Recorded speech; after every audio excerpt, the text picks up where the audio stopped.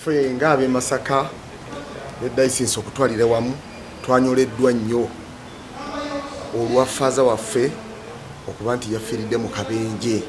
Naye nga ffe abakristo tulabye nnyo n'abatali bakristo nabo balabye nnyo kubanga faaza abadde tasosola mu ddiini, abadde tasosola mu mawanga, abadde tasosola mu buli kintu, era nga bw'omusangira onna abeera mu ntowaze, bw'omusangira nga mwogera naye ng'abeera ku kintu kimu kyankulaakulana. Era ffe ng'abakristo tunyoleddwa nnyo wamu n'essaza ly'e Masaka.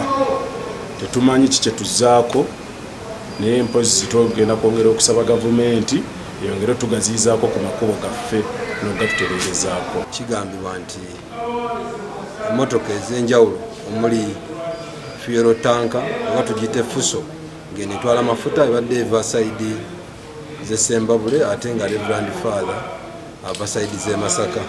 Tetunnamanya wawe kivudde okulaba nga batomeregana era okukakana nga Reverend Father aluguzemu obulamu. Naye abakugu baffe aba traffic bali mugezaako kunoonyereza okulaba akabenje kano wawe kavudde. Download the app on App Store or Google Play Store now. Vision Digital Experience, the future of media.